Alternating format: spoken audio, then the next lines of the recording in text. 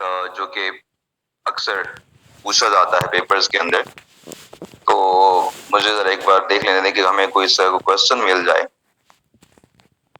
जिसको हम यहाँ पे सॉल्व कर सकें।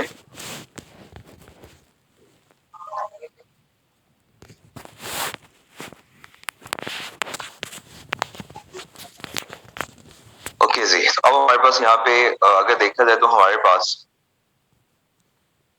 अगर आप एक्सरसाइज, उम्मीद आपके पास बुक्स होंगी, आप बुक्स जरा निकालें और उसकी जो एक्सरसाइज है चैप्टर 24 की, और उसमें जो न्यूमेरिकल क्वेश्चंस का एक आपको वहां पे नजर आएंगे क्वेश्चंस, उसमें हमारे पास क्वेश्चन नंबर 1, पहले हम वो देखते हैं वो बेसिकली है क्या।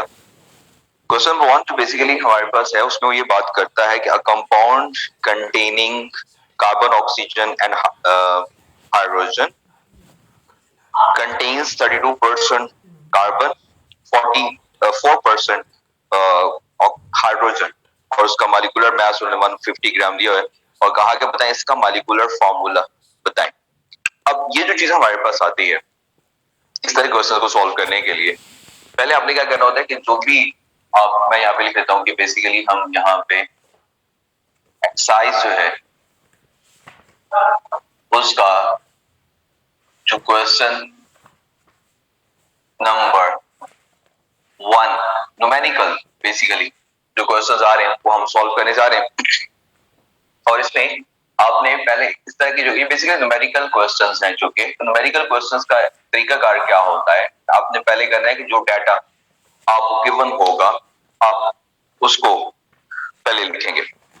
अब डाटा में हमारे पास ये नहीं बताया गया कि कंपाउंड क्या है, सिर्फ ये कहा है कि जो भी कंपाउंड हमारे पास है उसमें उसकी परसेंटेज ऑफ कार्बन हमें बताई गई है जो कि 32% बनती है हमारे पास। दूसरी बात हमें क्या बताई गई, द परसेंटेज ऑफ हाइड्रोजन बताया गया है जो कि हमारे पास 4% बन जाता है। ये दो परसेंटेजेस हमें पता है।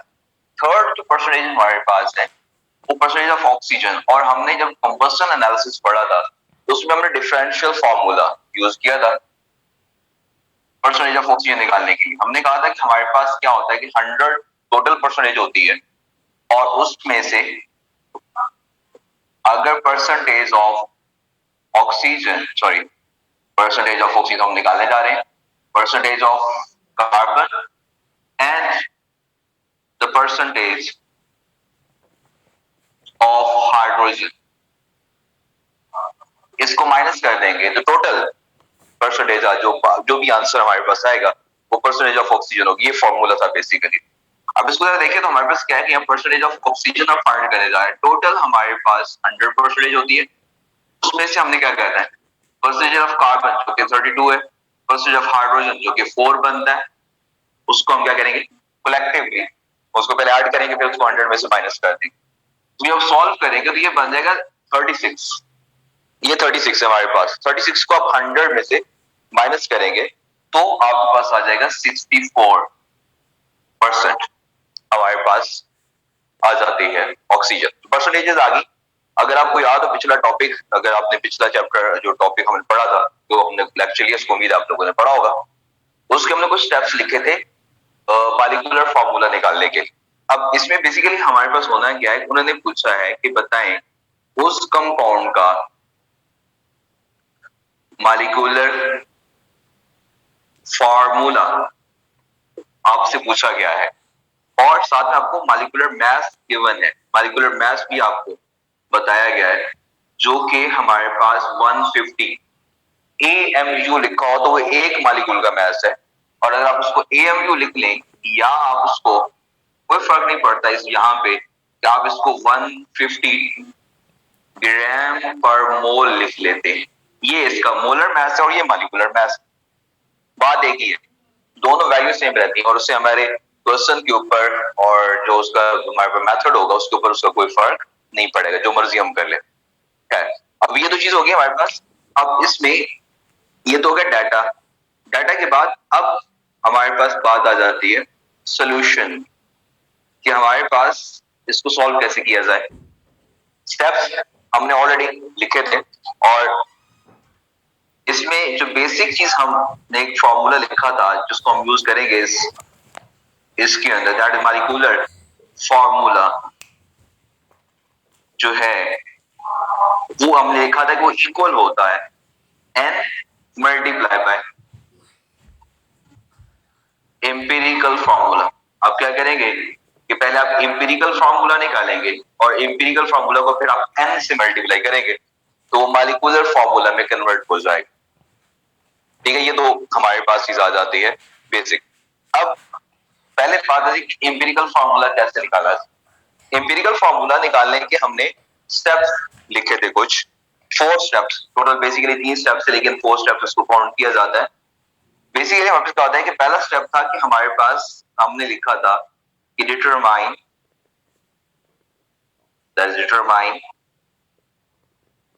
The percentage of each element. उस कंपाउंड के अंदर जितने भी हमारे पास एलिमेंट्स हैं उन सारे एलिमेंट्स की परसेंटेज फाइंड आउट करनी है, और वो हमारे पास ऑलरेडी है। तो पहला स्टेप तो हमें करने की जरूरत नहीं क्योंकि वो हमें ऑलरेडी उन्होंने जो स्टेटमेंट थी उसके अंदर ही उन्होंने हमें परसेंटेज बता दी है, तो वो हमें फाइंड आउट करने की जरूरत नहीं। इस स्टेप को फाइंड यूज नहीं करेंगे हम। सेकंड स्टेप जो बेसिकली इसके बाद आया था वो था हमारे पास, ये सेकंड स्टेप वो हमारे पास क्या था कि डिटरमाइन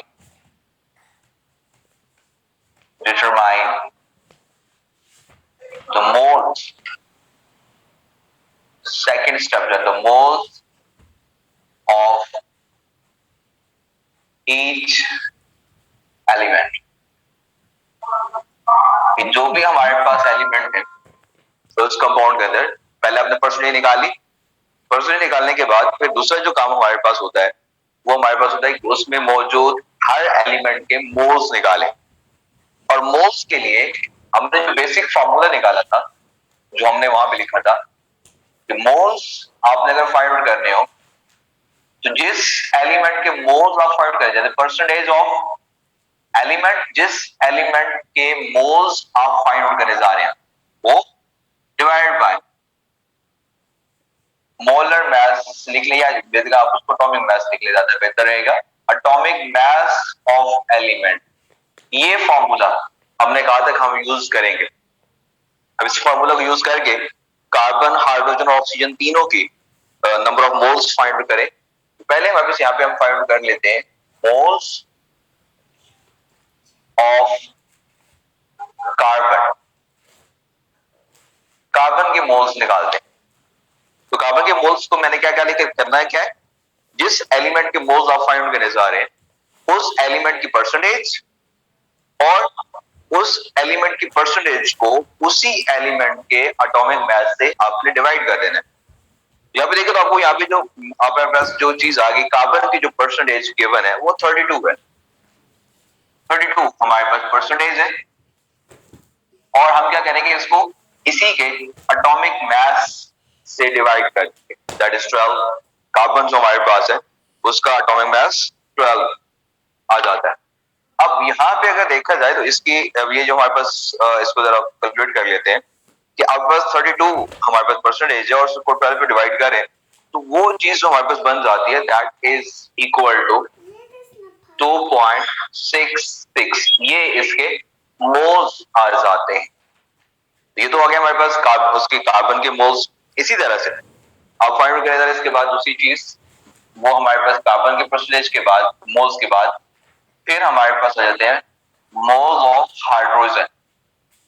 अब मोल्स ऑफ हाइड्रोजन जो है, हाइड्रोजन की परसेंटेज हमारे पास कितनी है 4, और हम इसको डिवाइड कर देंगे 1.008 से डिवाइड, क्योंकि हमारे पास एटॉमिक मास ऑफ हाइड्रोजन जो है वो हमारे पास क्या होता है 1.008। तो आप क्या करेंगे, जब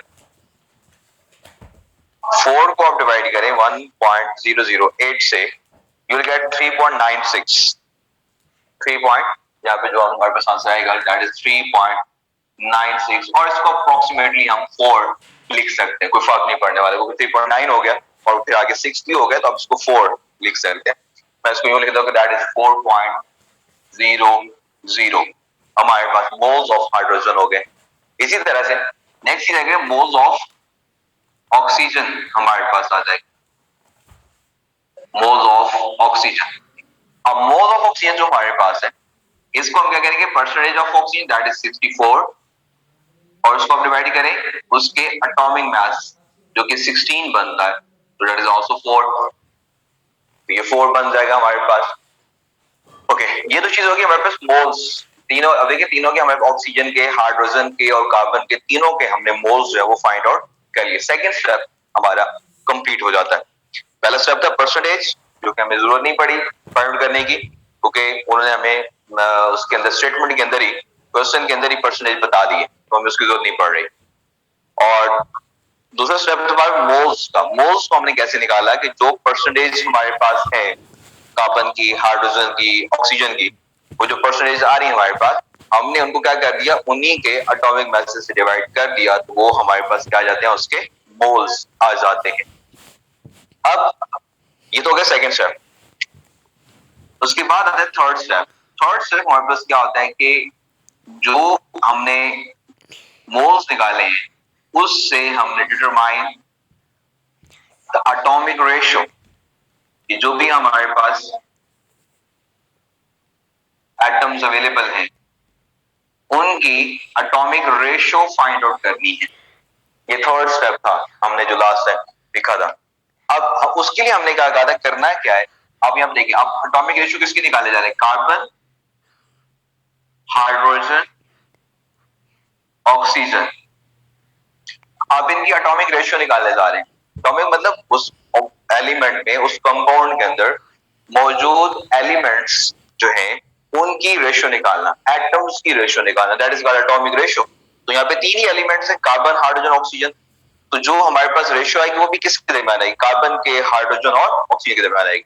अब वो निकालेंगे कैसे, क्या करें, इस तरह से आप पहले इसको रेशियो की फॉर्म में लिख लें। रेशियो की फॉर्म में लिखने के बाद फिर आप क्या करें, इनके जो आपने मोल्स निकाले हैं, जैसे कि कार्बन जो हमारे पास है उसके जो हमारे पास मोल्स आते हैं यहाँ पे, दैट इज 2.66 इसके आ गए।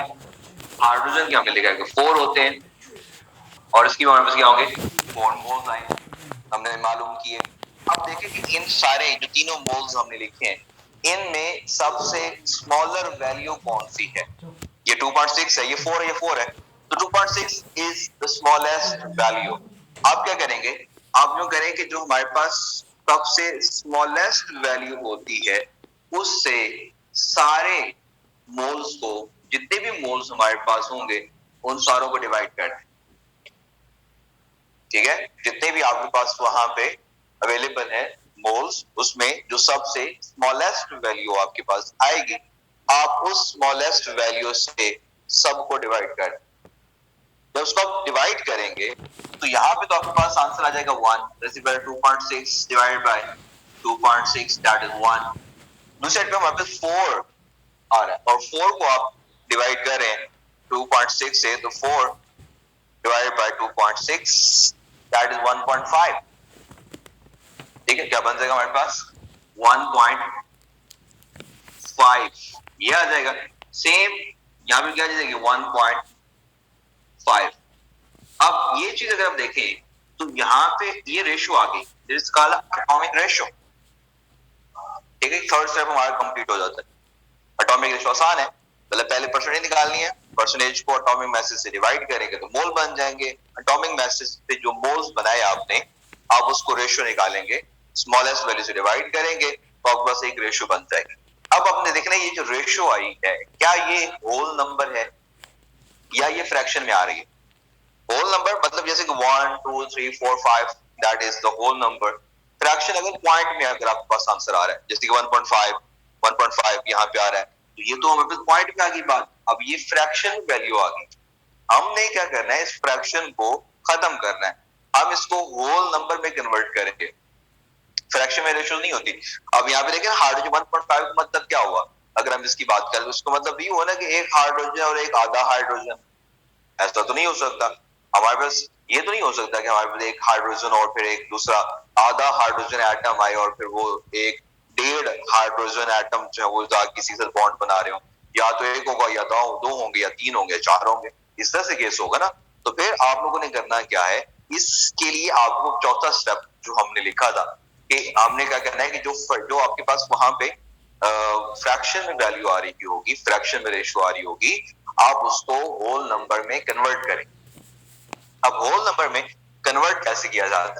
होल नंबर में कन्वर्ट करने के लिए क्या किया जाएगा, आपने किसी भी सूटेबल नंबर से मल्टीप्लाई कर, किसी भी सूटेबल नंबर से मल्टीप्लाई कर दें कि 1.5 है, 1.5 है। आपने सिर्फ ये अंदाजा लगाना है कि किस इंटीजर से मल्टीप्लाई करें, किस नंबर से मल्टीप्लाई करें कि 1.5 एक होल नंबर में कन्वर्ट हो जाए। ठीक है, जैसे हम देखें ना 1.5, इसको अगर आप 2 से मल्टीप्लाई कर दें तो ये 3 बन जाएगा। 1.5 मल्टीप्लाई बाय 2 3, 1.5 मल्टीप्लाई बाय 2 3। तो ये जो 3 हमारे पास आएगा, that is the whole number. So you have to convert this fractional value into the whole number by multiplying with suitable numbers.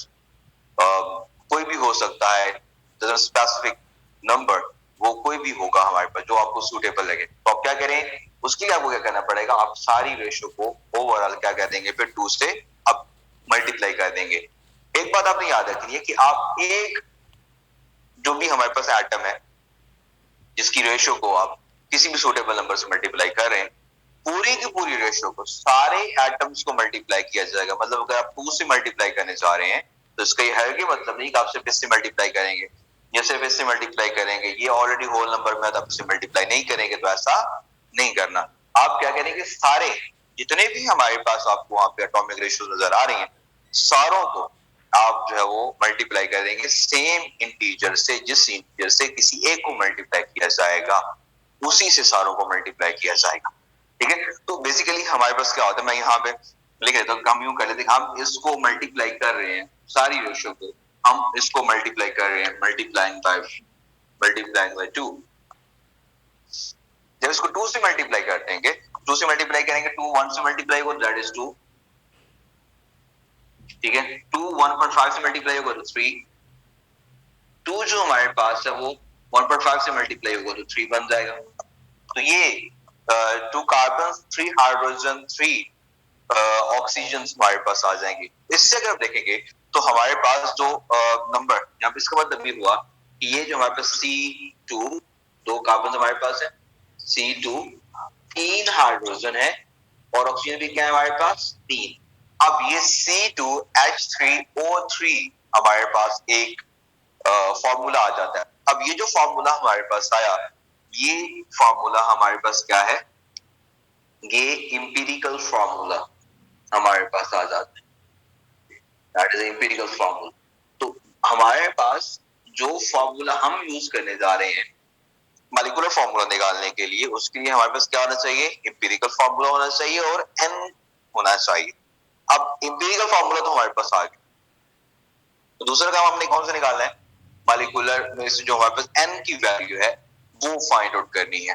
और मुझे लगता है कि मुझे थोड़ा सा यहाँ से अरेंज करना पड़ेगा, बल्कि हो जाएगा मेरे ख्याल में।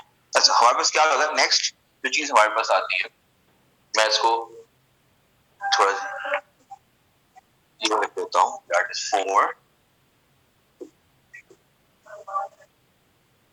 ओके, तो ये तो चीज हो गई हमारे पास। यहाँ पे हमने इंपीरिकल फार्मूला फाइंड आउट कर लिया। इंपीरिकल फार्मूला फाइंड आउट करने के बाद अब n की वैल्यू फाइंड आउट करनी है। पहले हम बताओ कि n होता क्या है। यहाँ पे जो n की वैल्यू हमारे पास होती है, इसका फार्मूला हमने लिखा था कि ये हमारे पास होता है मॉलिक्यूलर मास, जो कि आपको गिवन है, मॉलिक्यूलर मास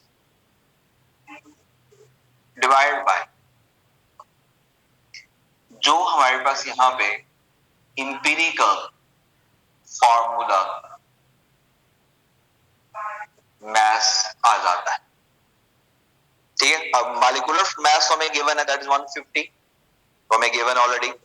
इंपीरिकल फॉर्मूला का मास निकालना है। इंपीरिकल फॉर्मूला हमारे पास ये चीज बनती है, empirical formula C2, empirical formula is C2H3O3।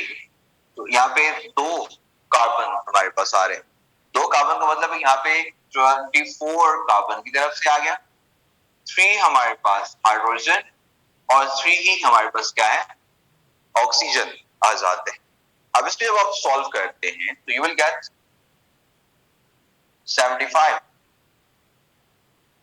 ऐसे ही है, 2 कार्बन है, एक कार्बन का 12 होता है, 2 कार्बन 24, हाइड्रोजन के लिए से देखेंगे 3, ऑक्सीजन एक 16 होती है, यहाँ पे 3 है तो 48 हो गया। आप उसको जब मल्टीप्लाई करें, सॉरी इसको जब आप ऐड करेंगे तीनों को, तो आपको बस 75 आंसर आएगा। अब 75 जो बेसिकली आ गया, ये इंपीरिकल फार्मूला मैथ्स हमारे पास है और मॉलिक्यूलर मैथ्स हमें गिवन है। इसका मतलब यहाँ पे हम n की वैल्यू फाइंड आउट कर सकते हैं। n हमारे पास है 150 और इंपीरिकल फार्मूला मैथ्स हमारे पास है 75। सॉल्व करेंगे, यू विल गेट 2। तो 2 हमारे पास क्या आ गया, n की वैल्यू आ गई। अब इंपीरिकल फार्मूला भी है जो हमने फाइंड आउट किया, n की वैल्यू भी हमारे पास है। अब क्या करें कि मॉलिक्यूलर फार्मूला निकालने के लिए मैं उसको m.f लिख रहा हूं, दैट इज मॉलिक्यूलर फार्मूला, और वो हमारे पास क्या होगा, 2 मल्टीप्लाई बाय C2H3O3। इसे जब हम मल्टीप्लाई करेंगे यू विल गेट C4H6O6। ये हमारे पास का मॉलिक्यूलर फार्मूला आ जाएगा। और जो हमारे पास पहले हमने फाइंड आउट किया है, उसको यहाँ पे हाईलाइट कर देता हूँ, ये जो चीज हमारे पास हमने निकाली है, ये हमारे पास है इंपीरिकल फार्मूला, और ये जो चीज हमारे पास आ रही है, ये हमारे पास है मॉलिक्यूलर फार्मूला। ये इस तरह के क्वेश्चन जो हमने लास्ट टॉपिक हमने पढ़ा था कंबशन एनालिसिस में, उसमें इस तरह के क्वेश्चंस आते हैं। ठीक है, आपको क्वेश्चन दी जाएगी, ठीक है, और आपने उसको क्या करना है कि आप लोगों ने उससे इंपीरिकल फार्मूला फाइंड आउट कर लेना है।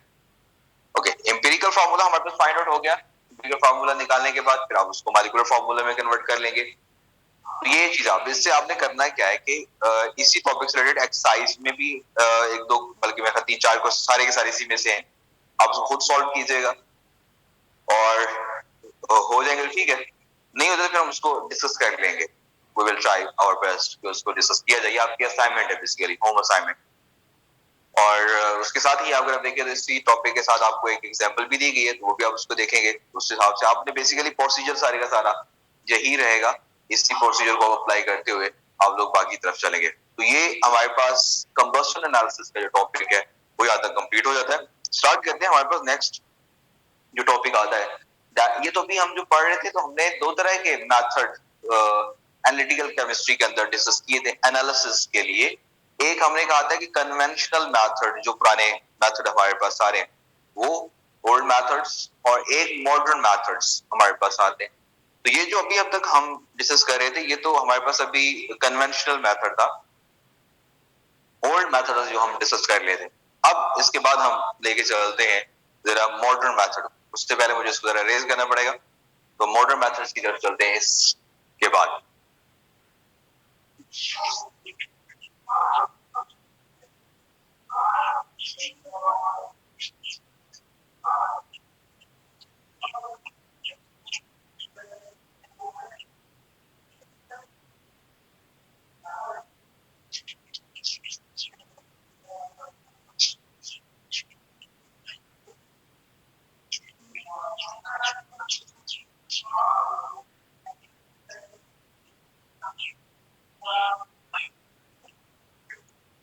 ओके जी, तो अब हमारे पास जाती है यहाँ पे एनालिटिकल केमिस्ट्री में मॉडर्न मेथड्स। और मॉडर्न मेथड में जो हमने यहाँ पे बातें डिस्कस करनी है, दैट इज स्पेक्ट्रोस्कोपी। स्पेक्ट्रोस्कोपी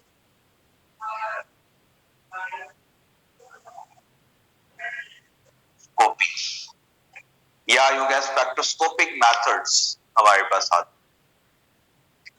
अब यहाँ पे जो बात अगर देखें, स्पेक्ट्रोस्कोपी का मतलब क्या होता है। स्पेक्ट्रो बेसिकली हमारे पास एक स्पेक्ट्रम बनता है because of light. Spectrum basically हमारे पास का स्पेक्ट्रम पर लाइट या रेडिएशंस की बात आ जाती है। और स्कोपी बेसिकली मेजरमेंट को कहा जाता है।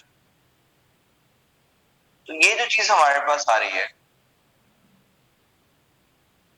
कि हम उससे बनने वाले जो भी लाइट से बनने वाले स्पेक्ट्रम होंगे उनसे मेजरमेंट करेंगे हमारे पास, ठीक है।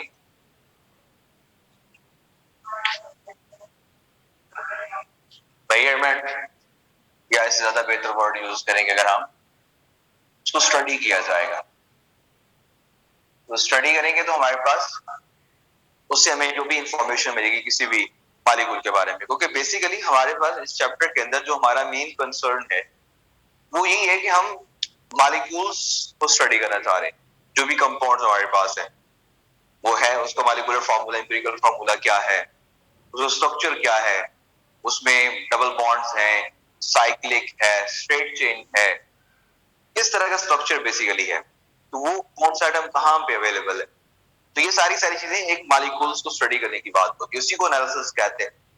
और उसमें हमने क्या कहना है, विद हेल्प ऑफ लाइट जब स्टडी करते हैं किसी भी मॉलिक्यूल की, उसको स्पेक्ट्रोस्कोपी कहा जाता है। जैसा कि आपको पता है कि हमारे पास जितनी भी लाइट्स होती हैं दे हैव रेडिएशंस। उसके जरा एक थोड़ा सा मैं बात बता दूं कि हमने जो इसमें चीजें डिस्कस करनी है, जो हमने पढ़ना है बेसिकली, उसके अंदर प्लैंक्स थ्योरी का बहुत बड़ा हाथ स्पेक्ट्रोस्कोपी के अंदर आता है।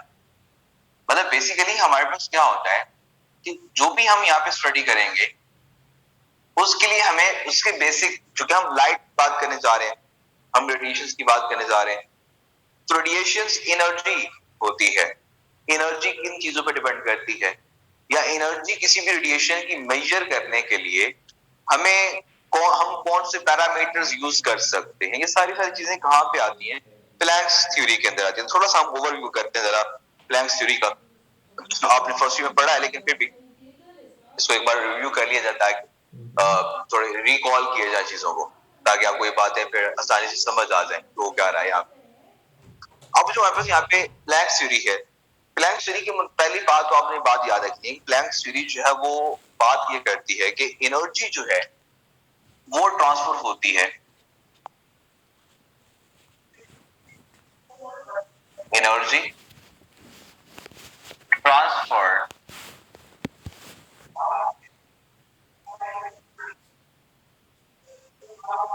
ये बड़ा रोल है, एनर्जी ट्रांसफर इन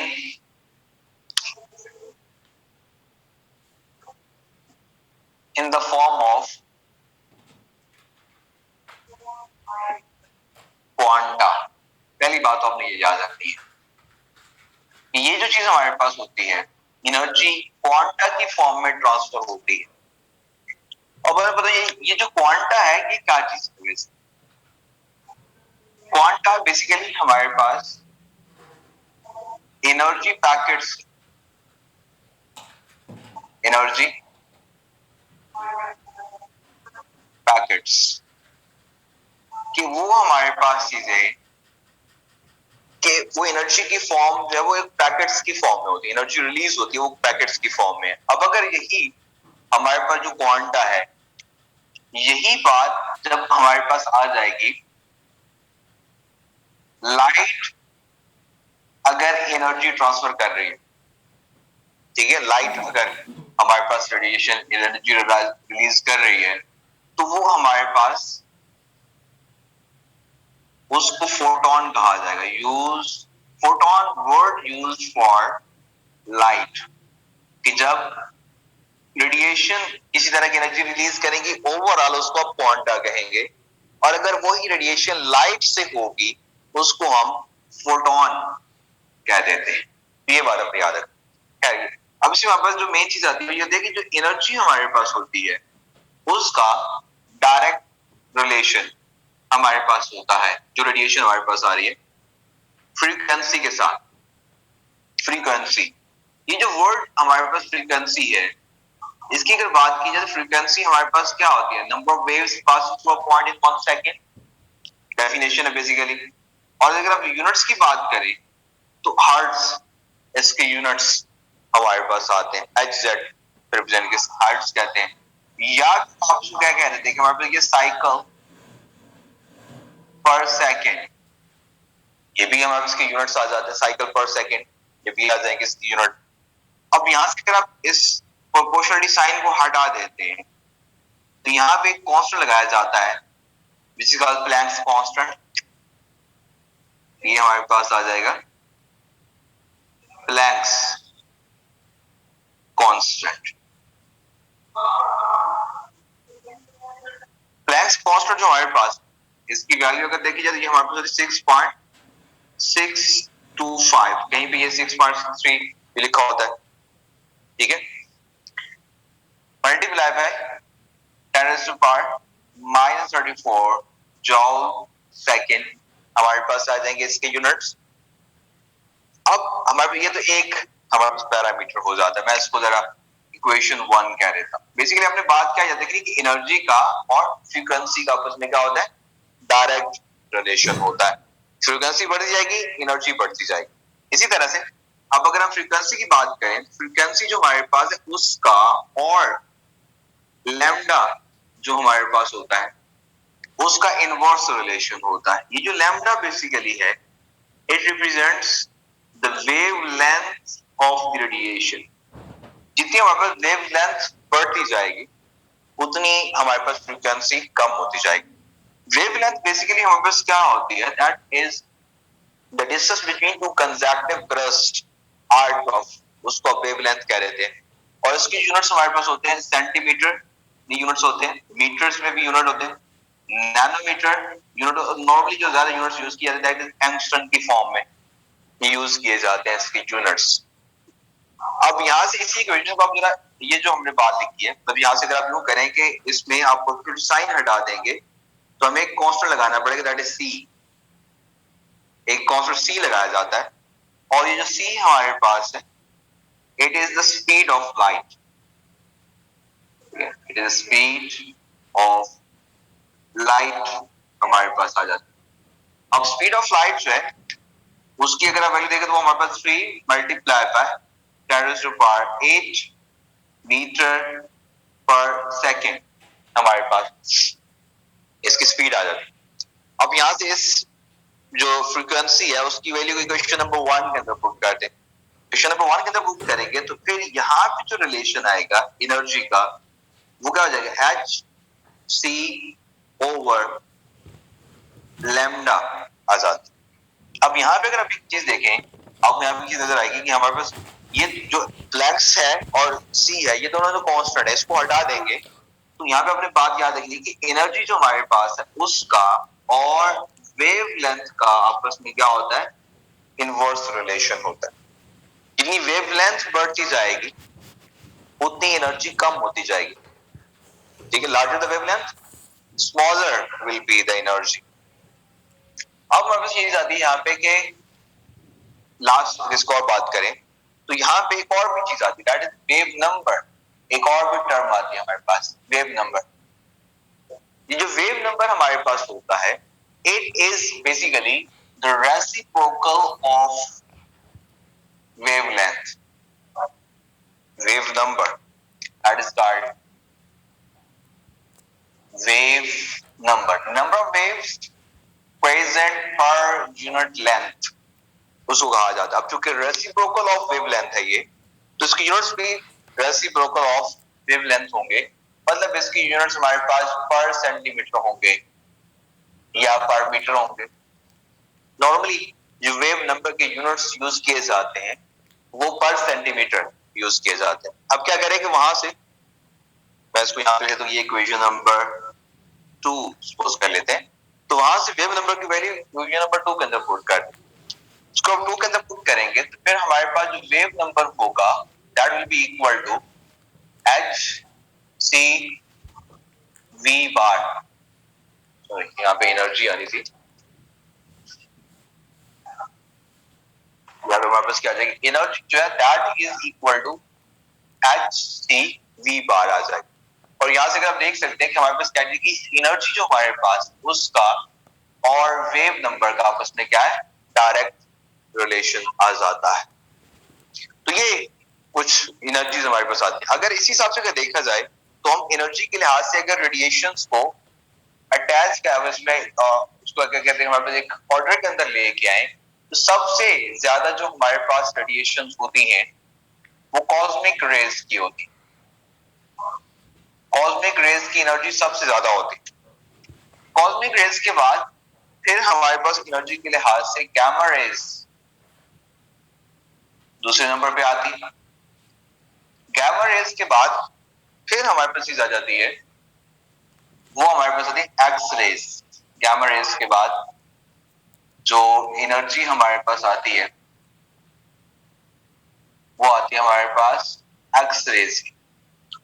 एक्स रेज के बाद फिर हमारे पास चीज आ जाती है अल्ट्रा वायलेट रेज। मैं उसको यूवी की फॉर्म में लिख रहा हूं, दैट इज अल्ट्रा वायलेट। ठीक है, और उसके बाद हमारे पास जाएगी यहाँ पे अल्ट्रा वायलेट के बाद फिर हमारे पास आती है बारी विजिबल रेज की बारी आती है।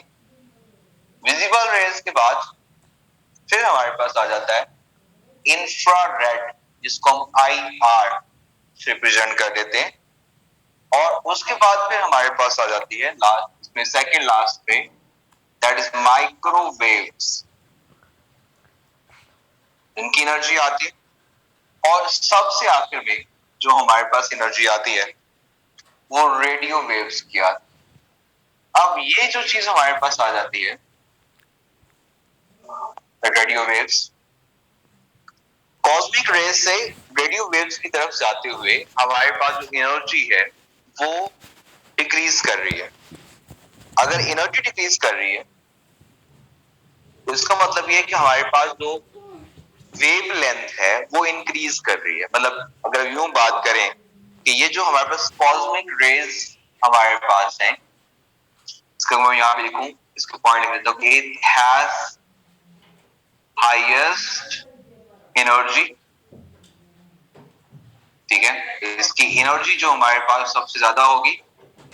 और अगर एनर्जी सबसे ज्यादा तो इट हैज हाईएस्ट फ्रीक्वेंसी, इसकी फ्रीक्वेंसी सबसे ज्यादा होगी। और इसका जो वेव नंबर है वो भी हमारे पास फिर सबसे ज्यादा होगा। और इसकी अगर बात की जाए लास्ट में जो चीज आती है दैट इज उसकी वेव लेंथ। तो अगर हमारे पास एनर्जी सबसे ज्यादा है तो इसकी जो वेव लेंथ हमारे पास है वो सबसे कम होगी। It has the lowest wave length. अब आते हैं हमारे पास रेडियो वेव्स की बात की, तो उसके रिवर्स हो जाएगा केस सारे का सारा। मतलब it has the lowest energy, इसकी एनर्जी सबसे कम है। एनर्जी कम है तो इसका मतलब हुआ कि इसकी जो फ्रीक्वेंसी हमारे पास है फिर वो भी सबसे कम है, क्योंकि एनर्जी का और फ्रीक्वेंसी का डायरेक्ट रिलेशन होता है। इसी तरह से एनर्जी का और वेव नंबर का भी डायरेक्ट रिलेशन है, तो वो भी हमारे पास क्या हो रहा है, कम होती जाएगी। इसी तरह से और एनर्जी का और जो वेव नंबर है, सॉरी वेव लेंथ है, उसकी एनर्जी हमारे पास सबसे, मतलब वेव लेंथ का, सॉरी वेव लेंथ का और एनर्जी का इनवर्स रिलेशन होगा तो वेव लेंथ सबसे ज्यादा हो जाएगी। तो ये अपने कुछ एक दो पॉइंट्स हैं जो कि याद रखें, जो कि काम आए। अब ये तो एक बेसिक आइडिया हो गया, हम लाइट के बारे में बात करें। अब हमने ये देखना है कि जो रेडिएशंस हमने पढ़ी हैं, इन रेडिएशंस का हमारे पास जो वो मॉलिक्यूल के ऊपर क्या फर्क पड़ता है when they fall on, when they strike, when they collide uh, with the molecule, what type of changes taking place in that molecule। तो इसमें हमने बात याद रखनी है कि हमारे जैसे बात है कि एनर्जी है, तो मॉलिक्यूल क्या करेगा जब ये एनर्जी वाली जो बेसिकली जो रेडिएशन हमारे पास है ये जाके स्ट्राइक करेंगे किसी मॉलिक्यूल के साथ, तो अपनी एनर्जी उस मॉलिक्यूल को ट्रांसफर करेंगी। अब जब वो मॉलिक्यूल यहाँ से एनर्जी अब्सॉर्ब करेंगे तो जाहिर सी बात है उनमें कुछ ना कुछ चेंजेस आएंगे। इलेक्ट्रॉन्स हैं वहां पे, मॉलिक्यूल इलेक्ट्रॉन्स हैं, न्यूक्लियस है, सारा कुछ वहां पे अवेलेबल है। तो जाहिर सी बात है कि जब वो एनर्जी अब्सॉर्ब करेंगे इन रेडिएशन से तो उनकी अपनी एनर्जी में चेंज आएगा। और वो जो एनर्जी चेंज आएगी तो एनर्जी में चेंज आने की वजह से मॉलिक्यूल में कुछ चीज जो है वो चेंज होगी। अब देख रहे हैं कौन सी रेडिएशन किस तरह की चेंजेस लेके आ सकती है किसी मॉलिक्यूल के। ये ऑलरेडी मैंने यहाँ पे कुछ लिखा हुआ है, उसको इसको ऐसे रखने देते हैं। मैं यहाँ से इस ब्लैंक थ्योरी को थोड़ा सा यहाँ से रेस करता हूँ और फिर यहाँ पे हम देखते हैं कि यहाँ बेसिकली होता क्या है कि जब ये मॉलिक्यूल के ऊपर स्ट्राइक करते हैं।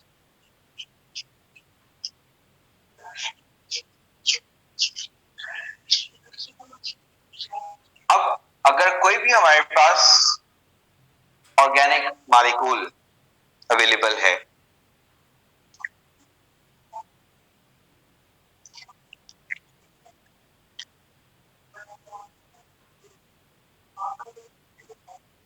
ऑर्गेनिक कंपाउंड, कोई भी हमारे पास ऑर्गेनिक कंपाउंड है, उसको हम स्टडी करते हैं। कॉस्मिक रेज तो बहुत ज्यादा है, उसको तो कभी भी हम यूज नहीं कर सकते क्योंकि उनकी एनर्जी बहुत ज्यादा होती है, वो चीजों को ब्रेक डाउन कर देती है, मतलब एटम को ब्रेक कर देगी, इतनी ज्यादा एनर्जी उसकी होती है, तो हम उसको यूज ही नहीं करते।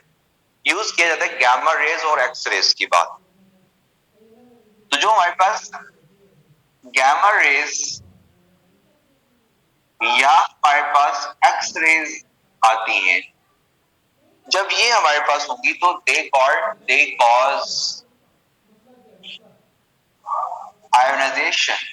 बेसिकली क्या होता है कि हमारे पास जब ये मॉलिक्यूल्स जो हैं, जब कोई भी हमारे पास रेडिएशन हमारे पास अवेलेबल है, ये जब स्ट्राइक करेंगी मॉलिक्यूल के ऊपर, तो हमारे पास क्या होगा कि इलेक्ट्रॉन्स उस इन रेडिएशन एक्स रे से और गामा रे से जो एनर्जी आ रही है उसको अब्सॉर्ब करेंगी, तो एक लो ऑक्सीडेशन स्टेट से लो एनर्जी वाले ऑर्बिट से हायर एनर्जी वाले ऑर्बिट में चली जाती है।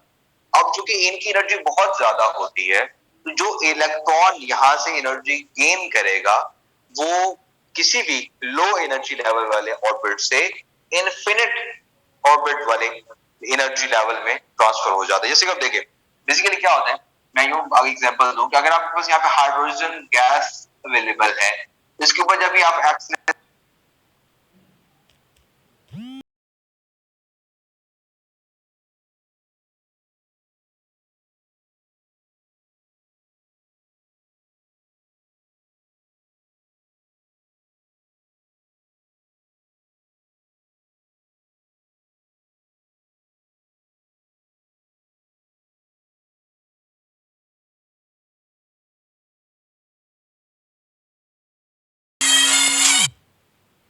आयन बनने का प्रोसेस होता है, उसको हम क्या कह देते हैं, आयोनाइजेशन कह देते हैं। तो बेसिकली जो एक्स रेज और गामा रेज होते हैं, दे कॉज आयोनाइजेशन।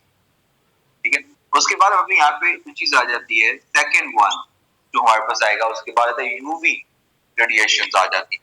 अब यहाँ पे दो चीज होती है, यूवी और विजिबल, ये दोनों सेम पर्पसेस के लिए यूज की जाती है। यूवी और विजिबल रेज की बात होती है। तो यूवी और विजिबल रेज जो हमारे पास होते हैं, दे कॉज एक्साइटेशन।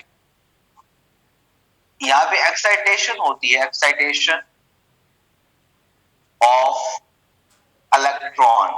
इलेक्ट्रॉन जो हमारे पास है वो एक्साइट होंगे, किसी भी लोअर एनर्जी लेवल से हायर एनर्जी लेवल में ट्रांसफर हो जाएंगे। लेकिन एक बात याद रखिए, इनकी एनर्जी इतनी ज्यादा नहीं होती कि इलेक्ट्रॉन को उस एटम में से बाहर निकाला जा सके। वो इलेक्ट्रॉन को उस मॉलिक्यूल में से बाहर निकालने की एनर्जी इनके पास नहीं होती। तो इलेक्ट्रॉन जो है वो उसी एटम के अंदर ही रहेगा। हाँ, ये जरूर होगा कि वो लोअर एनर्जी लेवल से हायर एनर्जी लेवल में ट्रांसफर होगा, एक्साइटेशन हो जाती है। और इससे जो हमारे पास स्पेक्ट्रोस्कोपी बनती है, जो अगर हम पढ़ेंगे इसे जाके, वो यूवी विजिबल स्पेक्ट्रोस्कोपी बनती है। यहाँ पे जो स्पेक्ट्रोस्कोपी इस से बनेगी, जिसमें हम यूवी विजिबल रेडिएशन को यूज करेंगे, वो बेसिकली हमारे पास क्या होगी, यूवी विजिबल स्पेक्ट्रोस्कोपी कहलाती है। उसके बाद हमारे पास यहाँ पे नेक्स्ट चीज आ जाती है, दैट इज आईआर रेज, जो हमारे पास इंफ्रारेड रेज हमारे पास आ जाती है। अब ये जो इंफ्रारेड रेज हमारे पास होती हैं, दे कॉज वाइब्रेशंस। जो भी हमारे पास मॉलिक्यूल्स होंगे, जैसे पता है एटम है, एटम में बॉन्ड्स होंगे, बॉन्ड्स हमारे पास वाइब्रेट करते हैं। मतलब हमारे पास क्या होगा कि ये मॉलिक्यूल हमारे पास, जैसे आप देखिए ना, आप लोगों ने हुक्स लॉ पढ़ा हुआ है फिजिक्स के अंदर, तो उसमें देखा कि हमारे पास जो स्प्रिंग होता है वो इस तरह से वाइब्रेट करता रहा। सेम उसी वे में हमारे पास क्या होता है कि जो हमारे पास आई आर है, इसकी एनर्जी इससे कम होती है, एक्साइटेशन हो रही है, इलेक्ट्रॉन एक लेवल से दूसरे लेवल में चला जाता है। यहाँ पे हमारे पास क्या है कि उतना ही हमारे पास जब वो उसका एनर्जी लेवल सेम रहता है, एनर्जी लेवल चेंज नहीं होता, सिर्फ फर्क क्या होता है कि वाइब्रेशन होती है, वाइब्रेशन कॉज होती है। तो ये जो हमारे पास, इससे भी हम आगे जाके देखेंगे, इससे हम क्या क्या चीजें फाइंड कर सकते हैं। इसको जिस स्पेक्ट्रोस्कोपी में यूज किया जाता है उसको हम आई आर स्पेक्ट्रोस्कोपी कह रहे थे। और इसकी स्पेसिफिक बात ये होती है कि ये जो हमारे पास स्पेक्ट्रोस्कोपी है, ये हमें बताती है कि जो भी ऑर्गेनिक मॉलिक्यूल है, उस ऑर्गेनिक मॉलिक्यूल में कौन सा फंक्शनल ग्रुप है, वो हमें पता चलता है इस आईआर स्पेक्ट्रोस्कोपी से पता चलता है। इसको हम डिटेल में बात करेंगे वैसे इंशाल्लाह इस चैप्टर के अंदर। उसके बाद हमारे पास चीज आ जाती है यहाँ पे, ये तो वाइब्रेशंस होती है, बॉन्ड्स वाइब्रेट करेंगे ना आईआर के अंदर। मॉलिक्यूल जो हमारे पास अवेलेबल है, उस मॉलिक्यूल के अंदर सिंगल बॉन्ड भी है, उसमें डबल बॉन्ड भी है, उसमें ट्रिपल बॉन्ड भी होता है, उसमें कार्बन हाइड्रोजन बॉन्ड है, कार्बन ऑक्सीजन बॉन्ड है। ये सारे बॉन्ड्स अवेलेबल होते हैं ऑर्गेनिक कंपाउंड्स के अंदर। तो वो जो हमारे पास ऑर्गेनिक कंपाउंड बॉन्ड्स होंगे, हर बॉन्ड की स्ट्रेंथ डिफरेंट होगी। आपको पता होगा, आप लोगों ने पढ़ा, हम इसको डिटेल में बात करेंगे वैसे ही। आप लोगों ने पढ़ा होगा हुक्स लॉ वगैरह के अंदर के जितना स्प्रिंग हमारे पास हार्ड और स्ट्रॉन्ग होता जाता है, उसको वाइब्रेट करवाने के लिए हमें एनर्जी भी ज्यादा लगानी पड़ेगी, फोर्स ज्यादा लगानी पड़ेगी। सेम चीज यहाँ पे भी होती है कि यहाँ पे बेसिकली जो अब मॉलिक्यूल हमारे पास अवेलेबल है, उस मॉलिक्यूल में जो भी बॉन्ड्स हैं, कार्बन हाइड्रोजन बॉन्ड है या ऑक्सीजन हाइड्रोजन बॉन्ड है, तो दोनों बॉन्ड तो सिंगल है, लेकिन दोनों की बॉन्ड स्ट्रेंथ डिफरेंट है। कार्बन हाइड्रोजन बॉन्ड की स्ट्रेंथ और होगी, कार्बन ऑक्सीजन बॉन्ड की स्ट्रेंथ और होगी, या ऑक्सीजन हाइड्रोजन बॉन्ड की स्ट्रेंथ और होगी। तो जब स्ट्रेंथ अलग होगी तो दोनों को वाइब्रेट करवाने के लिए एनर्जी अलग चाहिए होगी। ठीक है, तो हम क्या करते हैं, हम फिर यही जज करते हैं कि हमें कोई for example carbon oxygen double bond है और कार्बन ऑक्सीजन सिंगल बॉन्ड है, तो कार्बन ऑक्सीजन डबल बॉन्ड के लिए हमें वाइब्रेट करवाने के लिए ज्यादा एनर्जी चाहिए होगी, और जो कार्बन ऑक्सीजन सिंगल बॉन्ड है उसके लिए एनर्जी कम चाहिए होगी। तो वो जो एनर्जी डिफरेंस आ रहा है दोनों बॉन्ड्स के अंदर, वो हमें बताएगा कि कौन सा कार्बन ऑक्सीजन डबल बॉन्ड है, कहाँ पे कार्बन ऑक्सीजन सिंगल बॉन्ड है। तो ये हमें पता लगता है उस मॉलिक्यूल के बारे में कि वो क्या चीज है। उसके बाद हमारे पास जाती है नेक्स्ट जो चीज आती है, दैट इज माइक्रोवेव्स और रेडियो वेव्स हमारे पास आती है। तो पहले हम बात कर लेते हैं कि हमारे पास माइक्रोवेव्स की बात की जाए। माइक्रोवेव्स, अब ये जो माइक्रोवेव्स हमारे पास होती है, ये हमारे पास क्या करती है, ये रोटेशनल कॉज रोटेशन, ये हमारे पास मॉलिक्यूल की आप लोग कह सकते हैं कि इट कॉज रोटेशनल चेंजेस। इसकी वजह से मॉलिक्यूल, आपको पता होगा हमारे पास जो ऑर्बिटल्स होते हैं, they vibrates, sorry they vibrates as well as they will rotate. और अगर वो रोटेट करे तो उनकी रोटेशन में जो चेंजेस आती है, that is because of microwave. ये जो माइक्रोवेव ओवन होता है उसके अंदर यही रेज यूज की जाती है। तो ऐसे पर स्लाइट एनर्जी ट्रांसफर हो रही है, जो भी वहां पे खाना वगैरह है, तो जब वो ट्रांसफर एनर्जी होगी विद हेल्प ऑफ माइक्रोवेव्स, तो energy of that food increases. तो एनर्जी इंक्रीज हो जाए तो ऑटोमेटिकली उसका टेम्परेचर इंक्रीज होगा और हम कहेंगे कि हमारे पास जो खाना है वो गर्म हो गया। ये काम होता है हमारे पास सारे का सारा। तो उसके बाद वापस यदि यहाँ पे नेक्स्ट जो चीज आ जाती है ऑर्गेनिक कंपाउंड में लास्ट पे, वो हमारे पास रेडियो वेव्स, बहुत ही इंपॉर्टेंट चीज हमारे पास आती है। ये जो रेडियो वेव्स हमारे पास आती, ये सबसे एडवांस टेक्निक हमारे पास आती है। ठीक है, ये जो हमारे पास, ये हमारे पास रोटेशनल चेंजेस है, और ये जो हमारे पास कहा जाता है, ये जो रेडियो वेव्स होती हैं, ये they cause nuclear spin. Nuclear spin की बात, न्यूक्लियर स्पिन का मतलब ये होता है कि ये जो हमारे पास मॉलिक्यूल्स होते हैं उसमें न्यूक्लियस होता है, न्यूक्लियस की अपनी स्पिन होती है, क्लॉकवाइज है आइदर एंटी क्लॉकवाइज, वो स्पिन हमारे पास आ रही है। तो वो जो हमारे पास स्पिन हमारे पास आती है, उस स्पिन को वो अपोजिट कर चेंज कर देता है। अगर वो क्लॉकवाइज है तो एंटी क्लॉकवाइज कर देगा, अगर एंटी क्लॉकवाइज है तो क्लॉकवाइज कर देगा। और ये जो हमारे पास चीज होती है रेडियो वेव्स या न्यूक्लियर स्पिन जो है, ये यूज की जाती है हमारे पास एनएमआर स्पेक्ट्रोस्कोपी। हमारे पास that is the most advanced spectroscopy that is called NMR. तो ये एनएमआर के अंदर जो वो यूज की एनएमआर में अगर हम बात करें, ये जो एनएमआर बेसिकली है, it stand for nuclear magnetic